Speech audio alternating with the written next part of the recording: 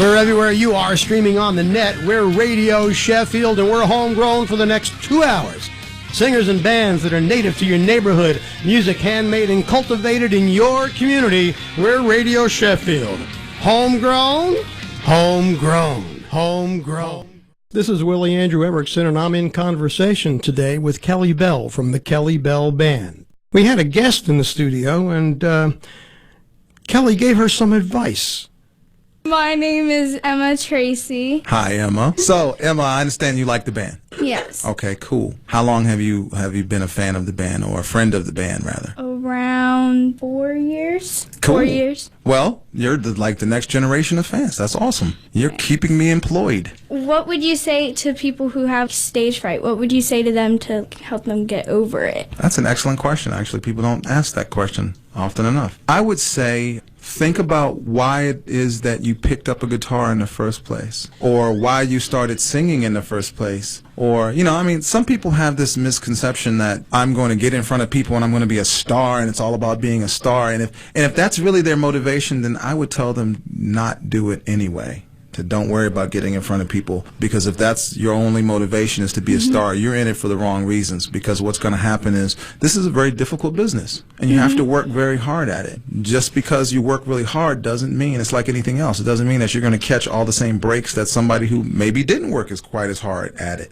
Or maybe they work twice as hard as you, who knows. But you have to find a way to love every minute of what you're doing, including practicing it. For people that have the stage fright, a little bit of anxiety before you go out there is really a good thing, because it'll keep you sharp. It'll make you go back and practice. It'll make you think about what your mistakes are, and it'll make you prepare. But if it's earth-shattering nerves, then I would say that you need to really think about, what was it like the first time you heard a clean guitar chord when you played the guitar for the first time? Or the first song you ever sang in the shower when nobody else could hear you? If you're a dancer, the first time you were dancing in your living room when nobody else was home and watching. And think about that moment and what you really enjoyed about it. And then put your mind back there. And then remember that these people came to watch you do that, what you used to do in your living room, because they can't do it. They don't know how to do it, and they don't want to know, because they have other skills that you don't have. But the skill that you have, they enjoy, and it means something to them. And you're going to help them get through their day. You're going to help them go deal with Monday, because sometimes, Monday could be really crazy. If you're doing something for them on Saturday or Sunday, you're helping them get through Monday. So I think that's the best way that I could think of really attack your stage fright. It's a Kelly Bell Band exclusive. Wow. Was there anything that really pushed you to start singing? Excellent question. That is an excellent question. You should do this for a living. Yes. So when I was a little kid, my dad took me to the Warner Theater in D.C., and he took me to see Clarence Carter, Bobby Blue Bland, and B.B. King. And I was a kid. I listened to go-go music and funk. I was a poor kid from Northeast D.C., Riggs Park.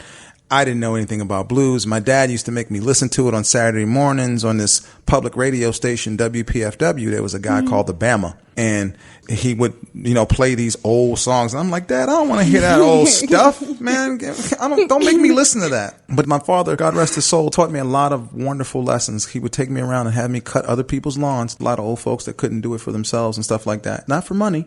And at the same time he's teaching me that lesson, he's also teaching me the blues, and he's forcing me to listen. He's like, that's where all of that stuff that you listen to comes from. You need to hear that. So he would force me to listen to it while we were driving around doing this. And he was also forcing me to take care of people who had less than I had, even though we were poor. So he always thought that there was somebody that had less than us. So he took me to see Bobby Bland, Clarence Carter, and B.B. King. And I'm sitting in the crowd. And Clarence Carter came on. He was funny. And then Bobby Blue Bland came on. I don't know what happened to my brain. All I know is when he was done, every woman in the house was fanning themselves. They all had programs. And I was looking at my dad and I'm going, Dad, it's not hot in here. What's going on? These people are fanning themselves like we're in a hot church or something. I'm like, and it was frantic. And then, woo, I must have heard woo like 1,000 times. And I'm a little kid, so I had no idea what that was about. And that was the first time that I went, I want to do that to people. I want to move people like that. I want to say something and do something. I want to be something that makes people that happy. So I decided at a very young age especially after spending time with my grandmother. My grandmother is a woman that says, even at 97 now, that the prayers that you make for other people are the ones that come true. So I have two goals in life. The first goal is to greet the sun with the intention to be a better man than I was the day before. Goal number 2 is to never, ever forget goal number 1. And with that, my mission is to make other people in this world happy. Sometimes even at the price of my own happiness, because it comes around and brings me happiness on the back end, but to give them happiness. And sometimes that comes from sharing my stories or sharing other stories or just kind of doing that with people. That's what Bobby Bland did for me, and it made me want to do this. And here, after all of these years, everything I'm telling you is absolutely genuine. This isn't something that I say for the radio. If you stopped me in a supermarket, I would explain it to you the exact same way. This is who I am. Okay. So that's what started me to wanting to do something. So this is for you then, for being a friend, not a fan. Okay. All right. Things ain't no different to me. You said people changing this time. I see. Yeah. Still ain't found who you trying to be. I said things ain't no different to me. Yeah. Turning your nose up at everything we do. I wish I could see you the way that you do. Biding your time now, selling my passion for your truth. I wish you could see you the way that I do, yeah. And things ain't no different to me. You said people changing this time I'd see, yeah. And still ain't found who you trying to be. I said things ain't no different to me, yeah.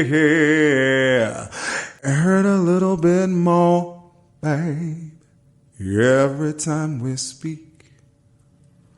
I'm trying to find some kind of way to give you everything you need. But it seems I'm wrong again, 'cause our love ain't on the mend. Well, I guess your grass is greener, baby, on the other side of the fence, yeah. And sometimes it's better that way. Things ain't no different to me. You said people changing this time I'd see, yeah. And still ain't found who you trying to be. I said things ain't no different to me, yeah. Things ain't no different to me. You said people changing this time I'd see, yeah. And still ain't found who I'm trying to be. But I'm sure enough working on it each and every day, man. I said things ain't no different to me, yeah. That's for you. See ya!